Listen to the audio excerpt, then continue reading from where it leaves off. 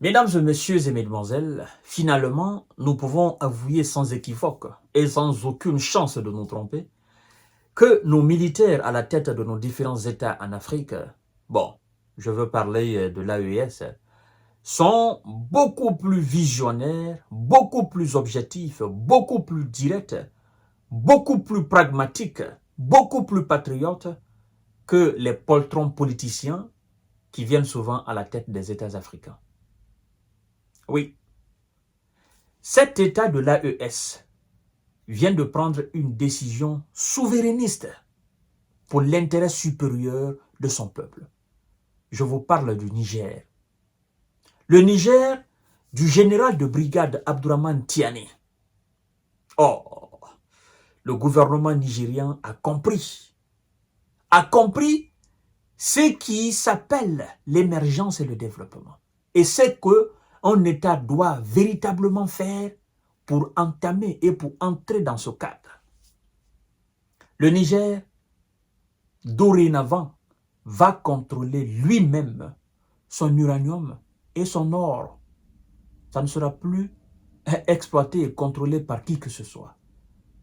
Le gouvernement nigérien crée deux sociétés, deux grandes sociétés étatiques pour gérer l'or du Niger et l'uranium du Niger, afin que le peuple nigérien profite, le peuple nigérien bénéficie de ce que Dieu, le créateur du Niger, lui a donné. Mesdames et messieurs et mesdemoiselles, ça, c'est à féliciter.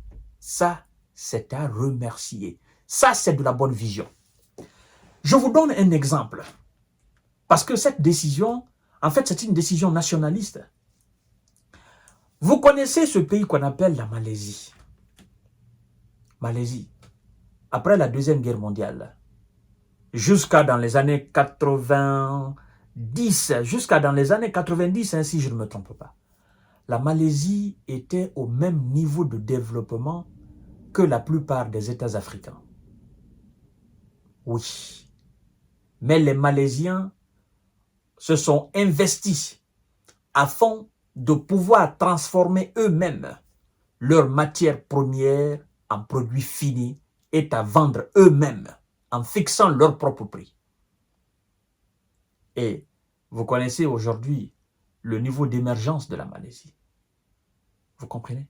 Et donc, toute décision allant dans ce sens contribue largement au développement d'un État. L'exemple frappant est devant nous chaque jour, mais les gens, nos dirigeants, les poltrons politiciens qui sont souvent à la tête de nos États ne comprennent pas. Allez-y en France, allez-y en Grande-Bretagne, allez-y aux États-Unis, allez-y en Russie, allez-y en Chine, allez-y au Japon, allez-y dans ces pays les plus industrialisés de ce monde. Ce sont des politiques nationalistes. Sans une politique nationaliste, il n'y a pas de développement dans un pays. Quand les Ouïsas sortent, ils font la guerre. Le butin de guerre, ils envoient aux Ouïsas. Ils travaillent aux Ouïsas. Quand la France sort, elle fait la guerre. Le butin de guerre, elle envoie en France. La Grande-Bretagne, la même chose.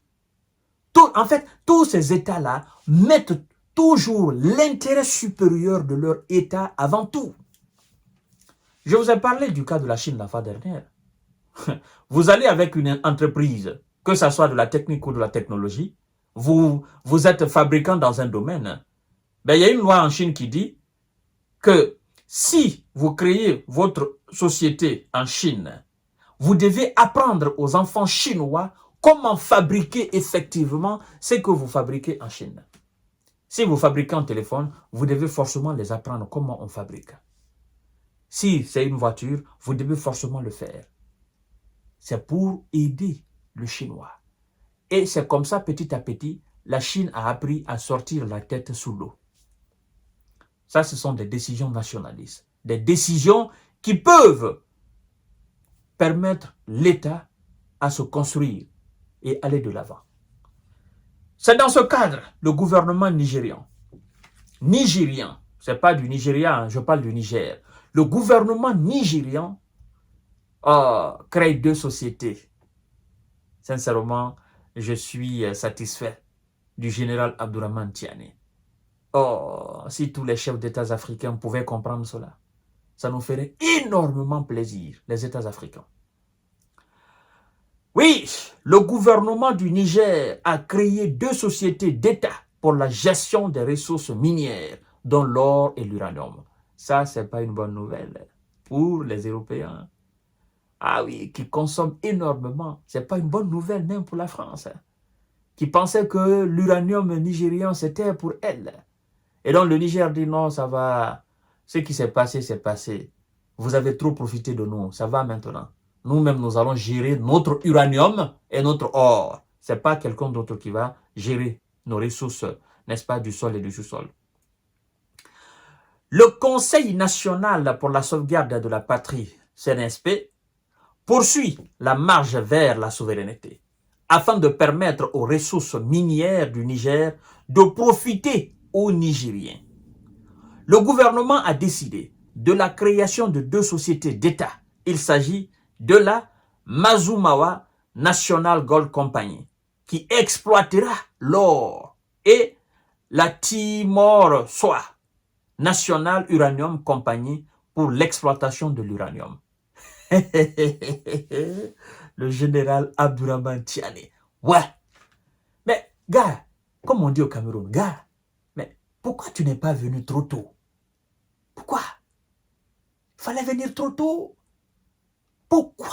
Depuis tout ce temps, tu étais caché. Pourquoi tu n'es pas venu trop tôt pour que rapidement on aille de l'avant? Mais bon, on dit souvent que mieux vaut trop tard que jamais.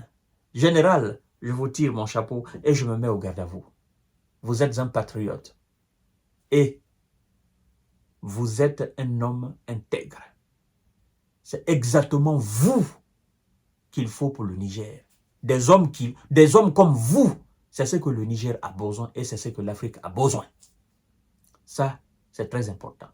Quelle que soit la force des institutions d'un État, si les hommes intègres ne sont pas là pour appliquer ce qui doit être appliqué en termes de loi, ben, la loi ne va pas s'appliquer tout seul. Vous comprenez?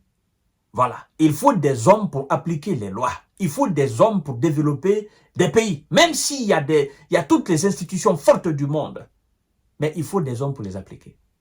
Et puis, c'est les hommes qui créent aussi ces institutions. Qu'elles soient de la société, qu'elles soient judiciaires, ou c'est les hommes qui les créent. Donc, monsieur le général, mon général, Abdourahmane Tiani, je me mets au garde à vous, pour vous. Selon le CNSP, l'objectif est d'assurer une gestion optimale de ces ressources stratégiques en toute souveraineté et au bénéfice de la population. Cette décision majeure a été prise lors du Conseil des ministres présidé par le président de la transition, le général, n'est-ce pas, de brigade Abdourahmane Tiani.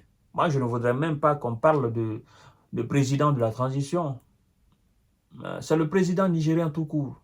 Enlevez le mot transition là, s'il vous plaît. Nous, ce n'est pas transition. Nous, c'est développement, on a besoin. Nous, c'est travail. Enlevez ça, s'il vous plaît. Président de la transition de mon œil. C'est le président du Niger, de la République sœur du Niger. Le pays sahélien se positionne ainsi pour tirer pleinement profit de ces richesses minières et renforcer son développement économique comme promis par les nouvelles autorités. Merci beaucoup, mon général Abdourahmane Tiani. Merci beaucoup, le CNSP. Nous vous soutenons et nous sommes avec vous en tant que vous prenez des décisions aussi phares pour que nous puissions sortir enfin la tête de l'eau. Que Dieu vous bénisse, qu'il vous accompagne, qu'il vous protège en tant que vous ferez du bien pour le peuple. Nous serons avec vous. Voilà, mesdames et messieurs, partagez la vidéo. C'est une décision majeure pour, effectivement, l'AES, mais aussi pour le Niger. Et donc, c'est l'Afrique qui gagne. Merci beaucoup.